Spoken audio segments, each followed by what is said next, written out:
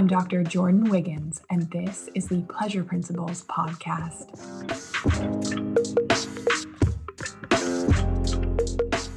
Join me on this journey where sex, science, and sensuality meet. Let's change the conversation around sex and pleasure together.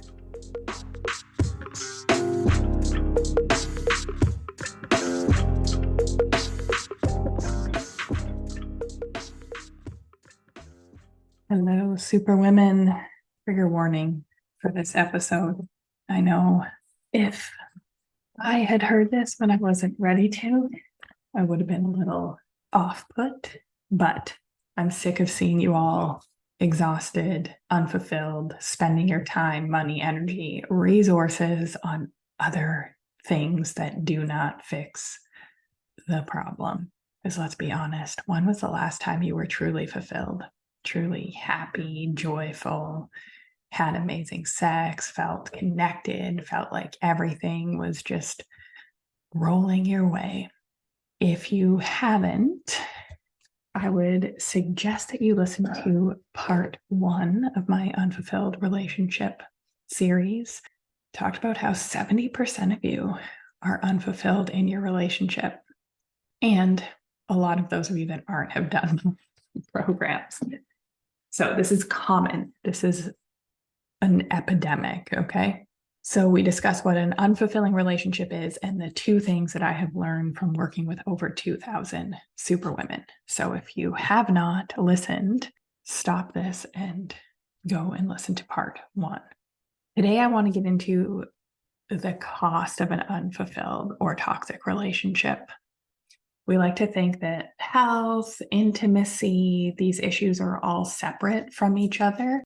But something that I see for superwomen especially is that they are all connected, especially because you all are resourced. You're brilliant. You're hard workers.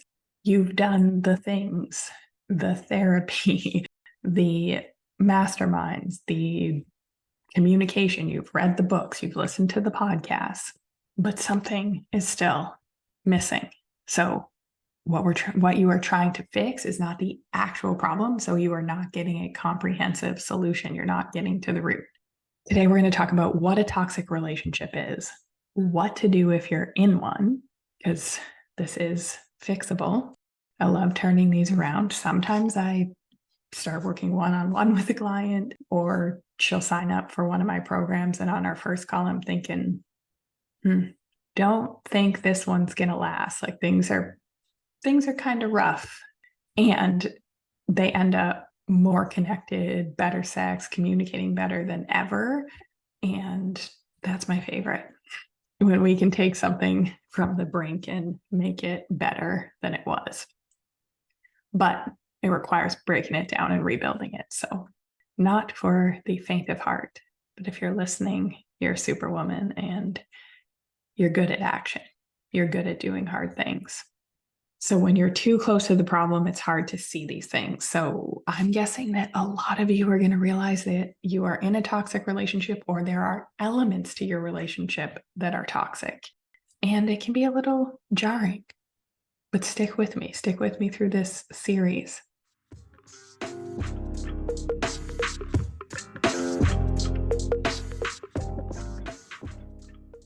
What I realize is that some of the women I worked with were not healing at the rate they should. This is when I had my medical practice. We would do everything and they would blame themselves.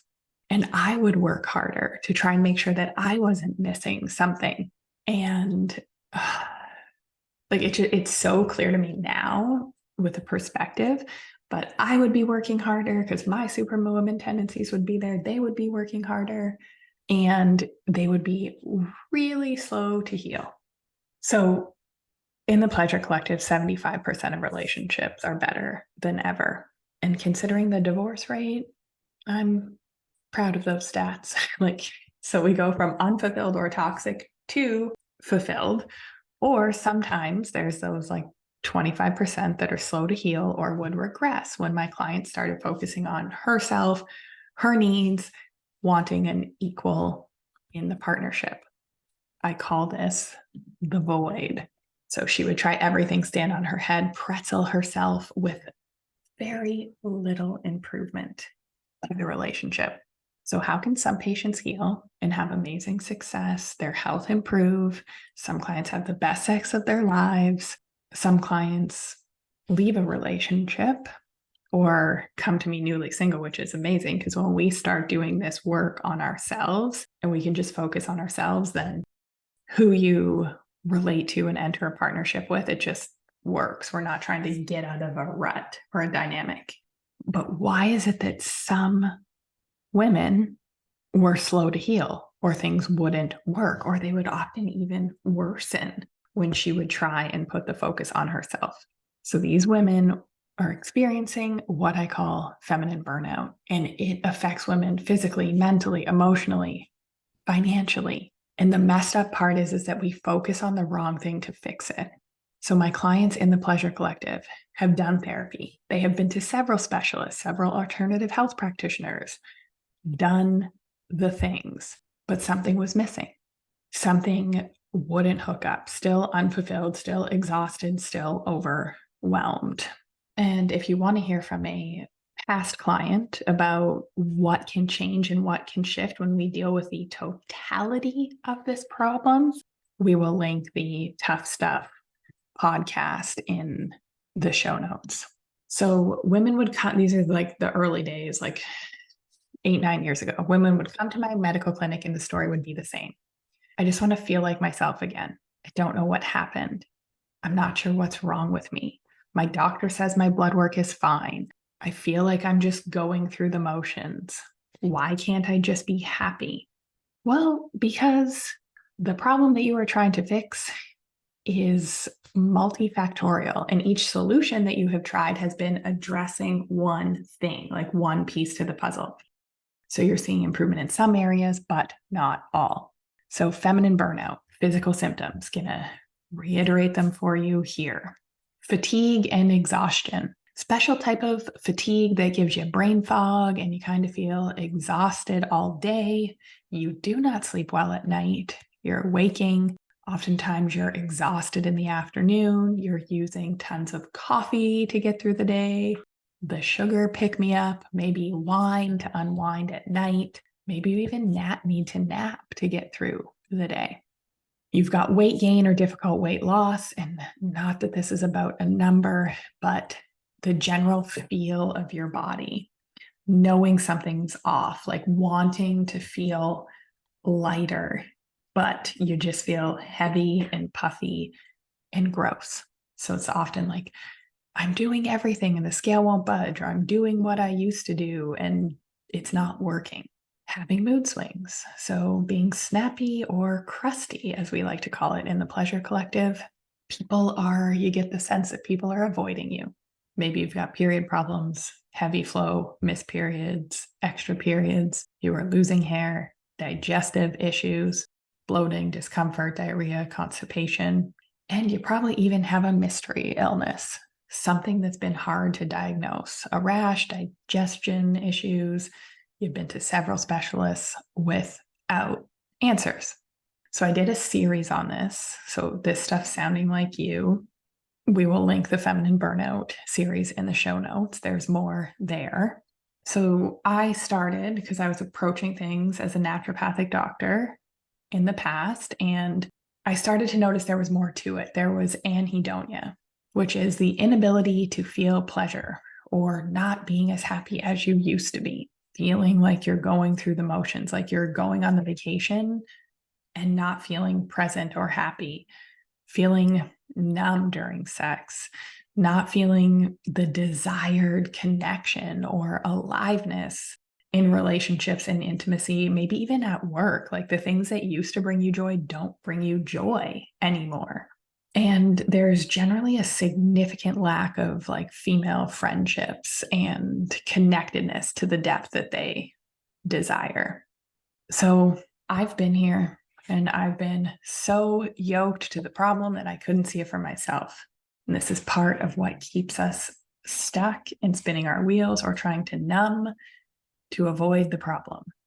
or we're constantly saving the Instagram posts that apply to us, but we are still as unfulfilled as we were a year ago, or maybe things have even gotten a little worse.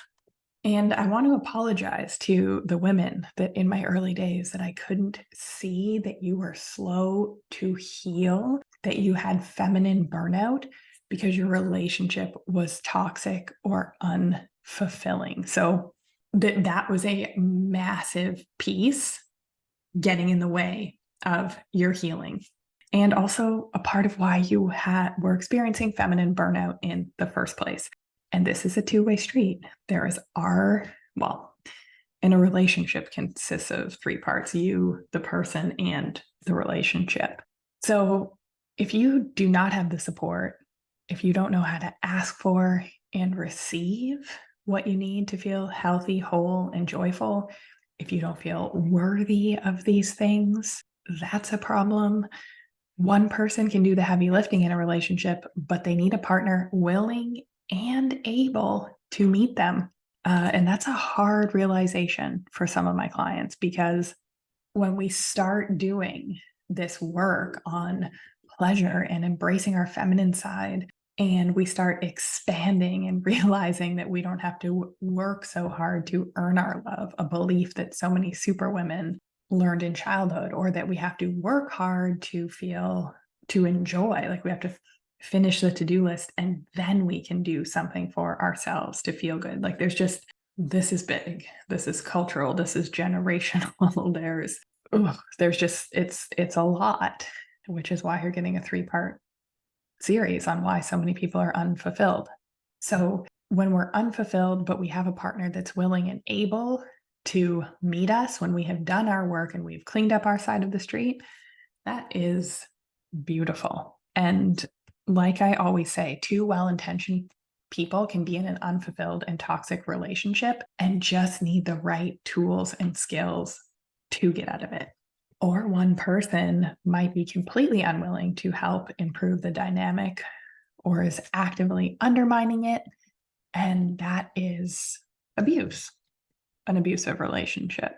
And sometimes it's a very fine line. So are you in these toxic patterns because you're both not healed, because you don't have the skills? And let's face it, like, we're not taught how to have the relationship that we desire, especially long-term relationship with power and connection. We're not taught how to do it. We have to learn the skills. And then once you have the skills, what happens? Does the relationship heal? Does your partner rise? And again, that's what's happening like 75% of the time. But there's the other, like the toxic part, that if you've repeatedly asked for help and the tasks fall back on your plate, something like that, that's toxic to our nervous systems. We don't feel safe. We don't get to relax. We don't feel in our feminine when we don't feel safe, when we are in sympathetic overdrive. The pleasure centers in our brain are turned off. We do not feel joy. We do not feel pleasure.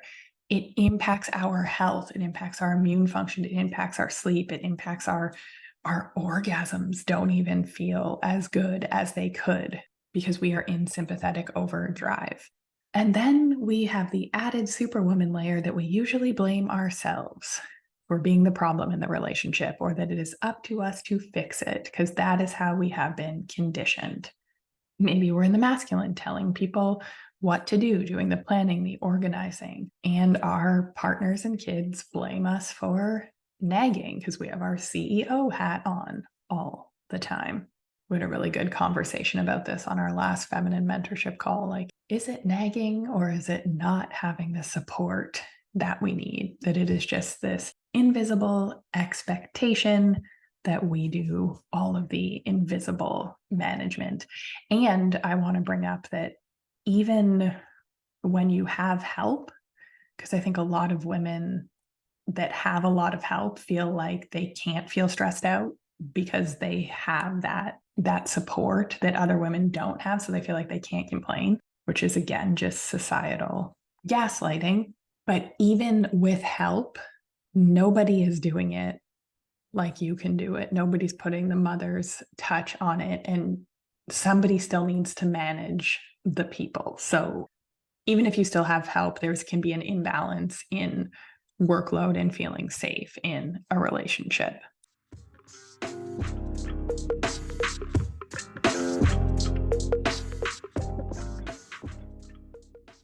So the interesting part is that I've been in unfulfilling, toxic relationships and either didn't even see the elements of it, and sometimes others could, but I wasn't ready to see or hear it yet, or was just so culturally acceptable and in our gender roles that it didn't seem like a problem.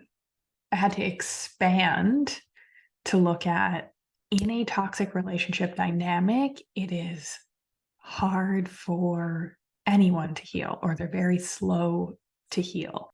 So it's like eating crap food or putting sludge in your gas tank and expecting your body or your car to function optimally. Like, the air that we breathe, what we are immersed in every day, is going to have a significant impact on our health. So we can eat all of the gluten free, we can eat kale, we can take our supplements, and yeah, it's going to move the needle. It's going to help. It's a part of a healthy, like, holistic plan.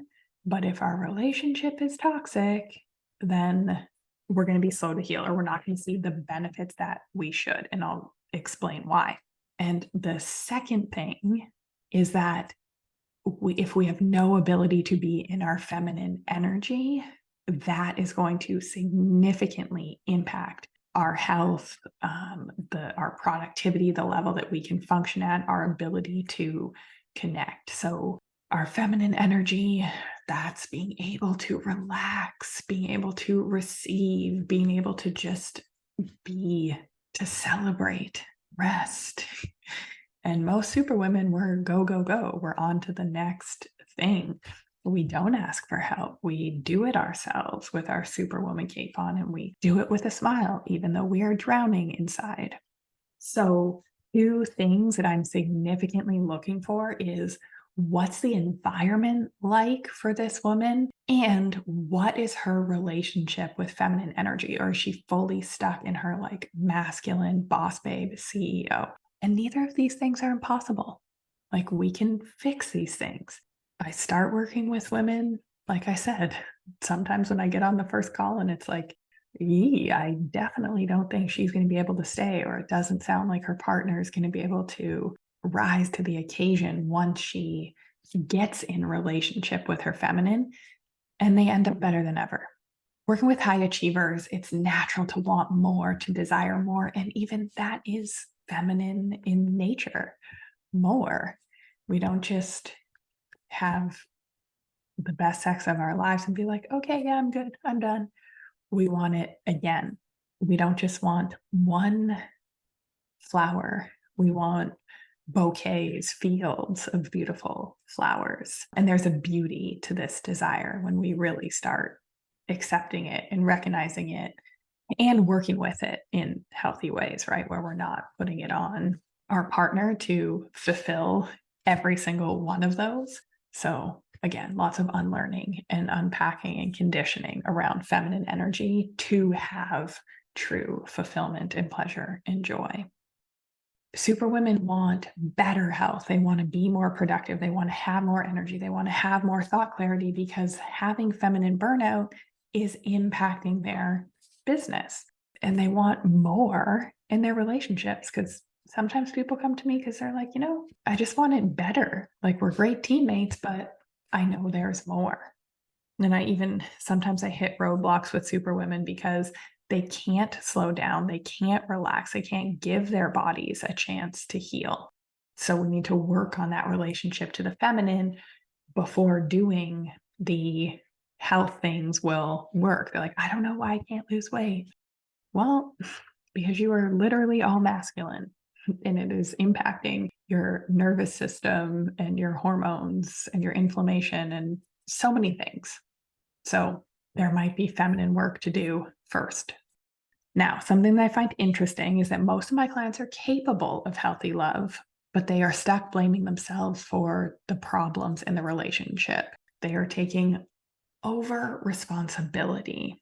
But I wonder, and this goes back to part one, are we capable of giving and receiving healthy love in a healthy relationship with an equal, with somebody else also willing to give? So let's go through some signs of a toxic relationship for super women. The first, and this is a big one, we could do a 3-part series on this in and of itself. The first sign is gaslighting. When someone invalidates your experience and memories to make you question your reality. Maybe they deny or trivialize your feelings. Give you some examples of trivializing later, but it's like, is it that time of the month? Or they change the subject. That's a big one. Bottom line, healthy relationships, you can say how you feel and be supported. If somebody did something that hurt you, your feelings are not the problem. Their denial of your emotional experience is. And gaslighting has been, and super women can gaslight too. So let's not, like, this is not just a men only problem. It's a societal problem, which is why I'm teaching a workshop on how to fight, repair after disconnection, and how to bring emotions into the relationship so you truly feel seen and heard. This is for the feminine mentorship. Enrollment is now open. We're going to put the link in the show notes for you to apply. If this work is speaking to you and you want to join a group of 15 super women, carefully curated, you want to go on in-person retreats with us, you want to chat monthly to truly have fulfillment and more in your life, to stop spinning your wheels, stop doing things that don't work, apply. Fill out the application. You will hear from me or my team within 72 hours, and we can get on a call and make sure that it is the right fit for us both.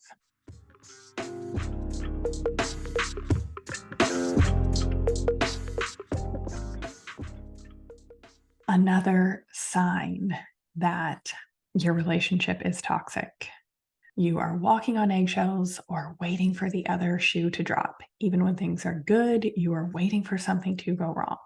Now, some of this is our work to do from childhood, but if we are constantly taking action to avoid our partner's moods or not set them off, this is problematic. It's problematic to our nervous systems. The silent treatment or stonewalling. Your needs constantly being dismissed. You need to remind people or ask them 5 times for help.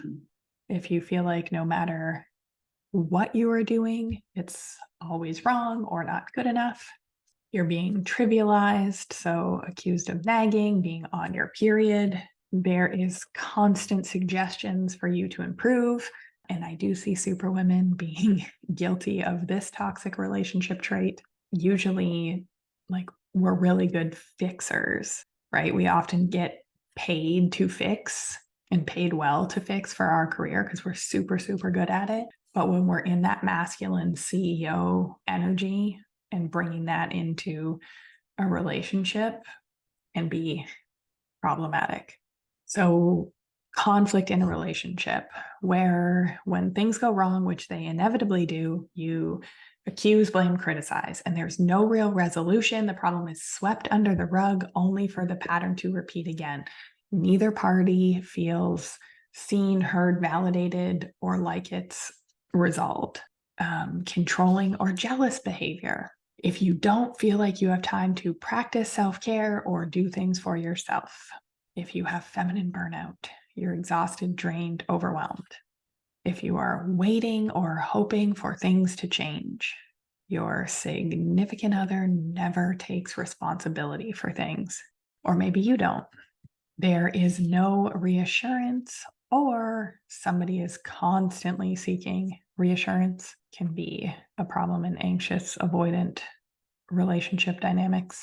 Not having healthy trust, so there's no follow through on promises, not having safety. So even small things, and this is what people don't realize, but like promises to unload the dishwasher, but doing it over and over and over significantly erodes trust and means that women will not feel safe.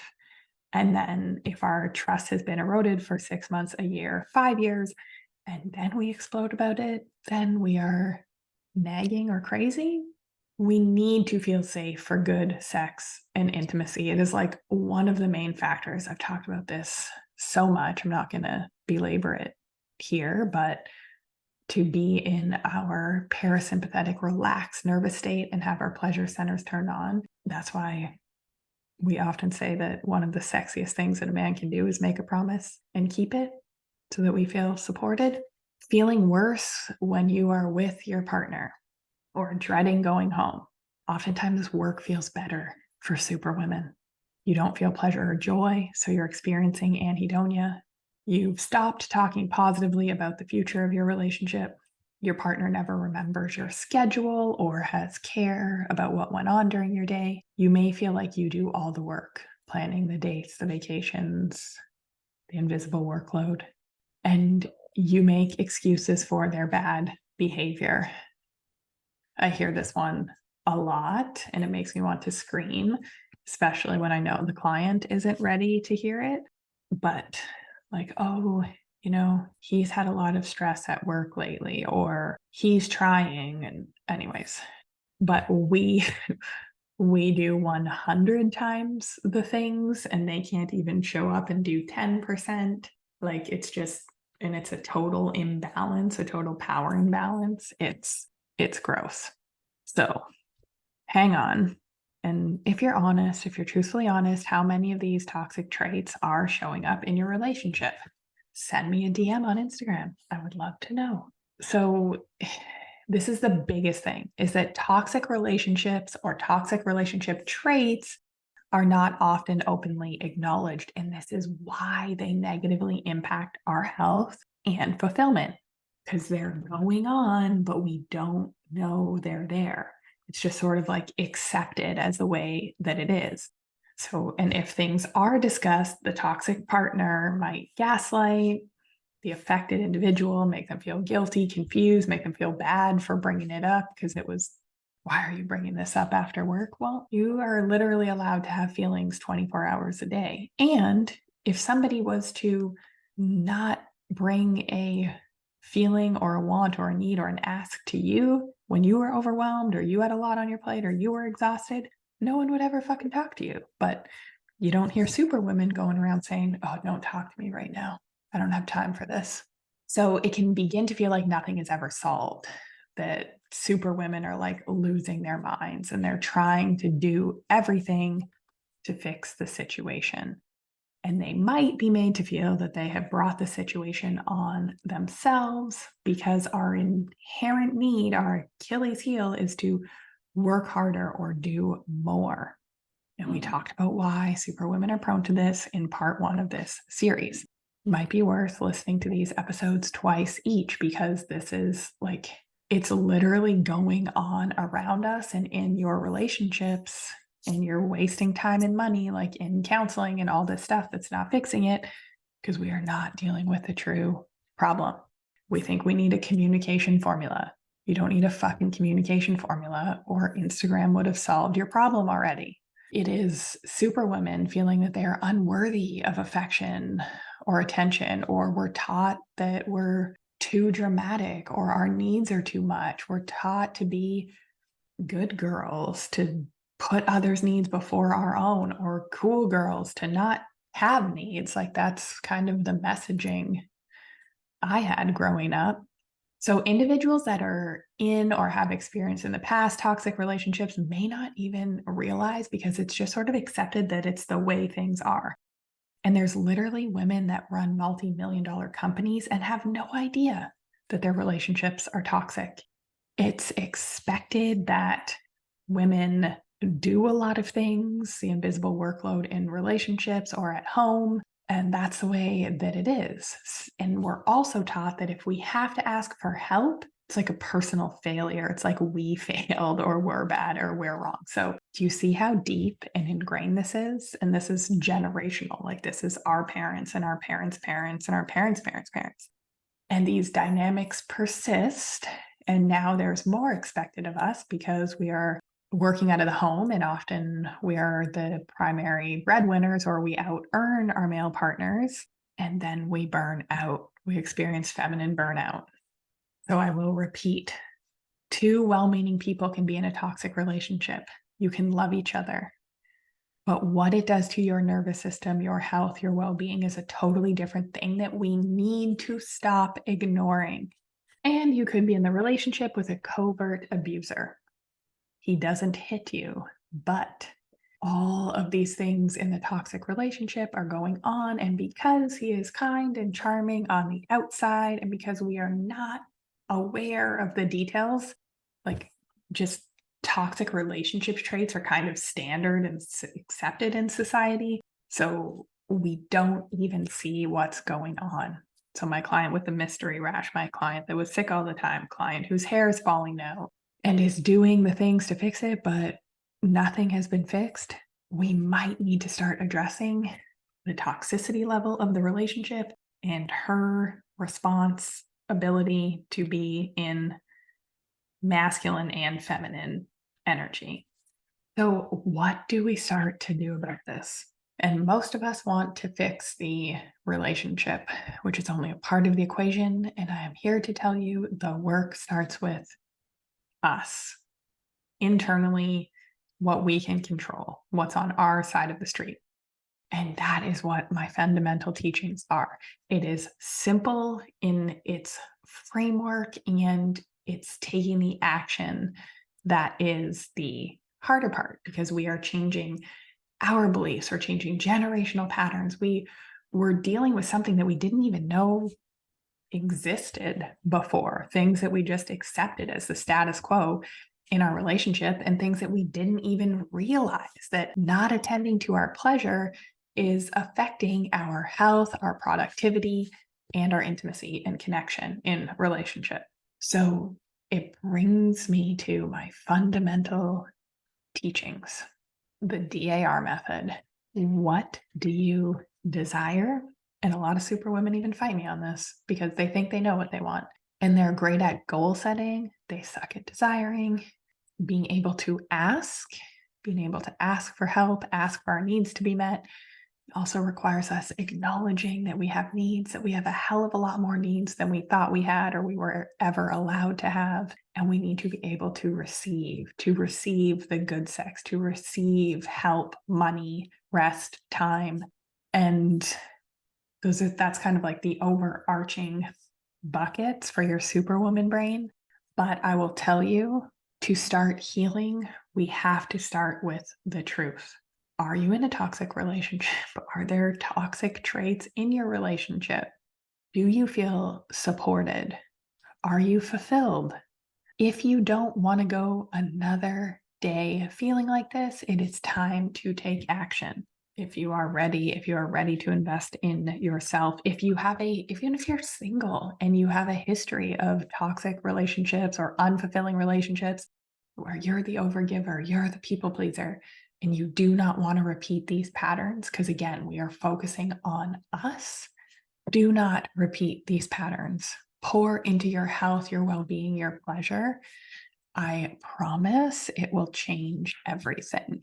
So if you are ready to take action to fix this, apply to work with me. There are 2 ways to do that right now. As I said, the applications to the feminine mentorship are open. 3 spots are already taken. There are 12 spots left. It is my year-long virtual, in-person, hybrid program for superwomen desiring more, desiring fulfillment, energy, to be desired, to be connected. Superwomen that have the masculine success thing down when it comes to career, but are really struggling to be in their feminine energy in relationship, in and out of the bedroom. So head to the link in the show notes, or you can go to thepleasurecollective.com/feminine mentorship, fill out an application. You will hear from me or my team within 72 hours with a link to book a call so we can make sure that this is the right next step for you. And the other way to work with me is I have 1 spot for one-on-one coaching left this year. I don't know when I will be offering one-on-one coaching again, because I have so many exciting things going on. Can't wait to share with you. So if you want to work with me one-on-one for 3 months, head to thepleasurecollective.com/coaching and we can chat and figure out what that looks like for you. And thank you, Superwomen. Stay tuned. Part 3 of this episode is going to be for the men. So you've realized that this is going on. What are we going to do about it? How are we going to start shifting the dynamic in your relationships? So stay tuned for part 3. You're going to want to listen, and you might even want to share it with your partner.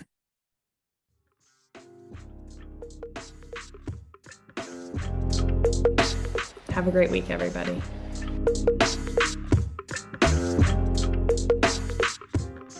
If you like what you heard in this episode, leave me a rating. Your support helps me get discovered by more women like you. Together, we can change the conversation around women's sexual health and pleasure for you, your partners, and generations to come.